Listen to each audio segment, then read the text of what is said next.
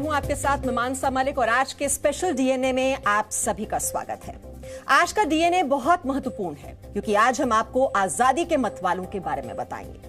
आज ही के दिन 23 मार्च 1931 को क्रांतिकारी भगत सिंह, सुखदेव थापर और शिवराम हरी राजगुरु ने फांसी के फंदे को आजादी का आभूषण मानकर अपने गले में डाल लिया था और फांसी से पहले ये तीनों क्रांतिकारी हंस रहे थे। शहीद भगत सिंह जानते थे कि उनकी शहादत देश में ब्रिटिश सरकार के खिलाफ रोष की लहर पैदा कर देगी और तब ऐसा ही हुआ था। आज हम क्रांति के इसी डीएनए का विश्लेषण करेंगे।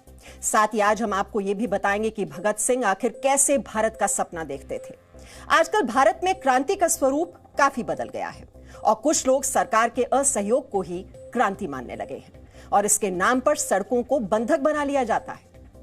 असल में क्रांति का सही अर्थ क्या है, ये आज हम आपको बताएंगे और शहीद भगत सिंह के विचार इसका आधार है। इसके साथ ही शहीद भगत सिंह, सुखदेव और राजगुरु की फांसी से पहले लाहौर की सेंट्रल जेल में इंकलाब जिंदाबाद का नारा क्यों गूंज रहा था, आज हम इतिहास के पन्ने पलटकर 90 साल पुराने इस किस्से का विश्लेषण भी करेंगे। इसके बाद हम आपको शहीद भगत सिंह के उन विचारों के बारे में बताएंगे जो कोरोना वायरस के खिलाफ सामाजिक वैक्सीन का काम कर सकते हैं। भगत सिंह कहते थे कि एकता और अनुशासन किसी भी क्रांति के मुख्य तत्व होते हैं और इसके लिए समर्पण का भाव सबसे जरूरी होता है। आज के हालात भी आपसे यही तीन चीजें मांग रहे हैं: एकता, अनुशासन और समर्पण। कोरोना को हराने के लिए आपको एक बार फिर से एकता दिखानी होगी क्योंकि अगर आप एकजुट नहीं हुए तो इस महामारी का साम्राज्य फिर से बढ़ता चला जाएगा। इसलिए आज हम आपको बताएंगे कि कैसे आप शहीद भगत सिंह से प्रेरणा लेकर कोरोना वायरस को नियंत्रित कर सकते हैं। और क्रांतिकारी भगत सिंह की कहानी के बाद हम आपको इसरो की नई क्रांति के बारे में बताएंगे। इसरो ने संचार की एक ऐसी तकनीक विकसित कर ली है जिसे हैक नहीं किया जा सकेगा। आप इस तकनीक को साइबर हमलों की नई वैक्सीन भी कह सकते हैं, जिसका आज हम सरल भाषा में आपके लिए विश्लेषण करेंगे। लेकिन सबसे पहले आज की तमाम बड़ी खबरें नॉनस्टॉप न्यूज में। महाराष्ट्र में ट्रांसफर पोस्टिंग रैकेट को लेकर पूर्व मुख्यमंत्री देवेंद्र फडणवीस ने केंद्रीय गृह सचिव से मुलाकात की और सबूत सौंपे। उन्होंने मामले की सीबीआई जांच की मांग की है। मेरे पास जो भी एविडेंस थे उसको मैंने होम सेक्रेटरी साहब को सौंपी है और मैंने उनसे मांग की है कि इसकी सीबीआई जांच होनी चाहिए। दरअसल 25 अगस्त 2020 को स्टेट इंटेलिजेंस डिपार्टमेंट की तत्कालीन कमिश्नर रश्मि शुक्ला ने उस समय के डीजी सुबोध जायसवाल को एक चिट्ठी लिखी थी, जिसके मुताबिक नई महाराष्ट्र सरकार बनने के बाद ब्रोकर्स का एक नेटवर्क सक्रिय हो गया। इनका राजनीतिक कनेक्शन था, जिसके दम पर वो पुलिस अधिकारियों से पैसे लेकर ट्रांसफर कराने का काम कर रहा था। इस बात को पुख्ता करने के लिए स्टेट इंटेलिजेंस विभाग ने ब्रोकर्स के नंबर को सर्विलांस पर डाला, जिससे इनकी प्रभावी लोगों के साथ साठगांठ की पुष्टि हो गई। मामले में बीजेपी ने उद्धव सरकार को घेरा। केंद्रीय कानून मंत्री रविशंकर प्रसाद ने कहा कि आवाज उठाने वाली अफसर का तबादला कर दिया गया। मुंबई के पूर्व पुलिस कमिश्नर परमबीर सिंह की याचिका पर कल सुप्रीम कोर्ट में सुनवाई होगी। परमबीर सिंह ने अपनी याचिका में तबादले पर रोक और अनिल देशमुख मामले में सीबीआई जांच की मांग की है। वहीं सचिन वजह मामले में सीआईयू दफ्तर से एनआईए को मिली सीक्रेट डायरी में बड़ा खुलासा हुआ है। डायरी में कोड वर्ड में रेस्टोरेंट, बार, पब और दूसरी जगहों से वसूले गए फंड्स का जिक्र है। कई होटल, बार और पब वालों के नाम के आगे रेट कार्ड भी लिखा मिला है। लॉटरी के कारोबार और उससे करने वालों की पूरी डिटेल डायरी में लिखी है। आज महाराष्ट्र एटीएस प्रमुख ने प्रेस कॉन्फ्रेंस की, जिसमें उन्होंने कहा कि सचिन वजह ने अपने ऊपर लगे आरोपों को खारिज किया है। एटीएस के मुताबिक सचिन वजह ने स्कॉर्पियो के इस्तेमाल के आरोपों से भी इनकार किया।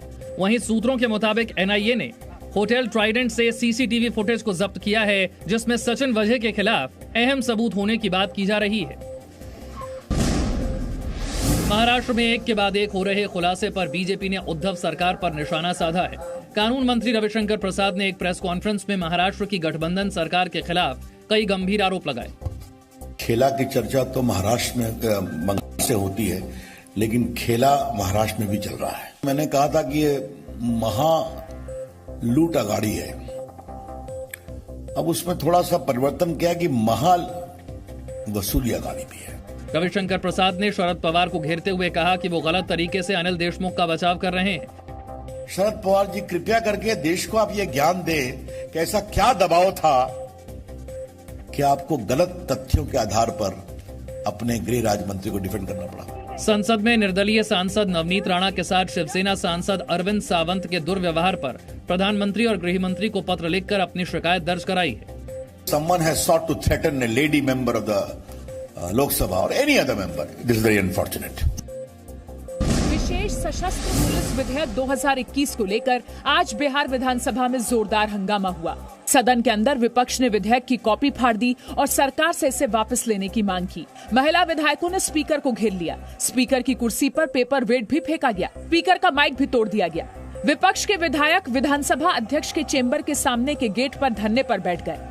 विपक्षी नेताओं ने विधानसभा अध्यक्ष को बंधक बना लिया। हालात इतने बिगड़ गए कि मार्शल और पुलिस वालों को बुलाना पड़ा। पुलिस ने विपक्षी विधायकों को बल प्रयोग कर विधानसभा अध्यक्ष के चेंबर के बाहर से हटाया। विपक्षी विधायकों ने पुलिस पर मारपीट का आरोप लगाया है। धक्का मुक्की करके बाहर क्या कर, मुझे देखे आंख में चोट लगी है, मुझे चोट लगी और महिलाएं हैं और महिलाओं के ऊपर गिर गया। किसी तरह से ये सरकार चाहती क्या है? ये देश क्या है? ये लोकतांत्रिक देश है कि नहीं है? और सरकार अपनी सत्ता के नशे में चूर होकर सत्ता ने अपने पुलिसिया शासन का उपयोग कर विधायकों के साथ मारपीट की है, महिला विधायकों के साथ मारपीट की।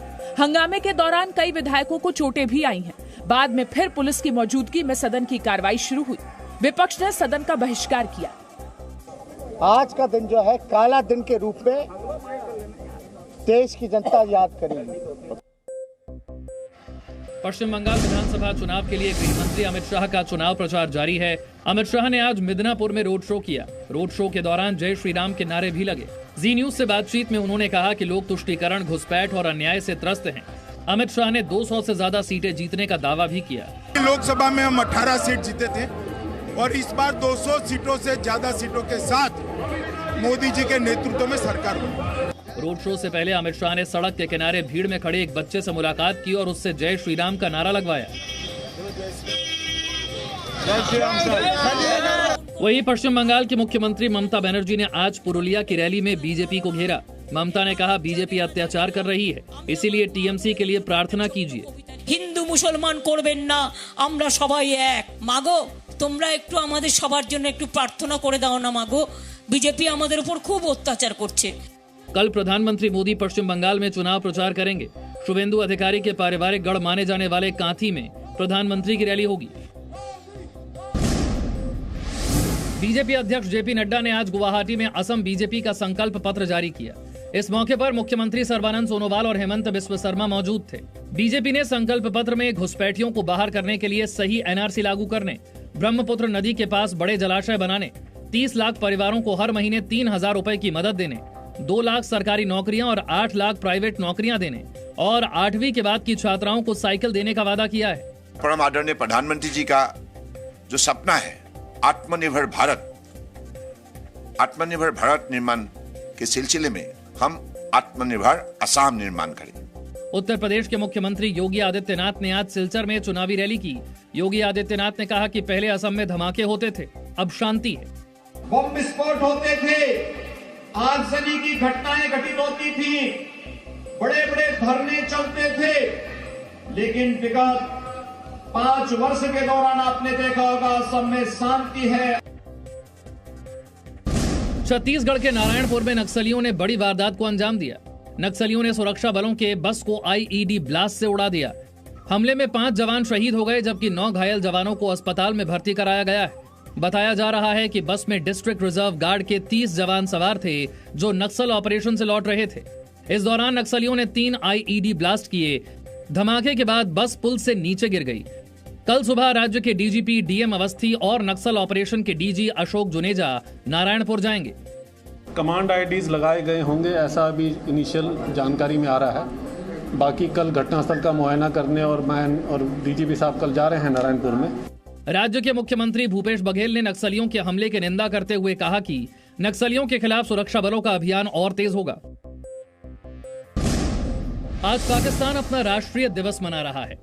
इस मौके पर राष्ट्रपति रामनाथ कोविंद और प्रधानमंत्री मोदी ने पाकिस्तान को शुभकामनाएं दी।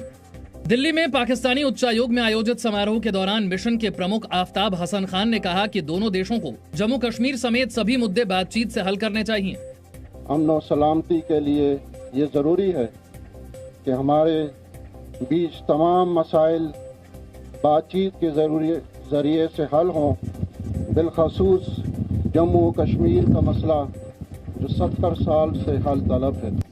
वहीं सिंधु जल समझौते पर भारत और पाकिस्तान के बीच 2 दिन की बैठक आज से दिल्ली में शुरू हुई। पहले दिन बैठक 7 घंटे चली। बैठक में सिंधु जल बंटवारे को लेकर दोनों देशों के बीच सहमति बनाने की कोशिश की जा रही है। लोकसभा में आज फाइनेंस बिल 2021 पास हो गया। लोकसभा में पास होने के बाद अब बजट 2021 घोषणा पर मोहर लग गई। अब कल राज्यसभा में फाइनेंस बिल पर चर्चा होगी। फाइनेंस बिल पर चर्चा के दौरान वित्त मंत्री ने कहा कि वो पेट्रोल डीजल को जीएसटी के दायरे में लाने को लेकर चर्चा के लिए तैयार हैं। And the next GST Council, if that discussion comes up, I'll be glad to have it on the agenda and discuss it. I have no issues. Let the states come and discuss it. कल राज्यसभा में राष्ट्रीय राजधानी क्षेत्र दिल्ली सरकार संशोधन विधेयक 2021 पर भी चर्चा होगी। लोकसभा में ये पहले ही पास हो चुका है। कोरोना वैक्सीन पर केंद्र सरकार ने बड़ा फैसला किया है। सरकार ने 1 अप्रैल से 45 साल से ज्यादा उम्र के सभी लोगों को कोरोना वैक्सीन लगाने की मंजूरी दे दी है। कैबिनेट की बैठक में ये फैसला लिया गया। सबको वैक्सीन उपलब्ध होगा, उसके लिए उसे अब कोई दाखिला लाने की, सर्टिफिकेट लाने की जरूरत नहीं है।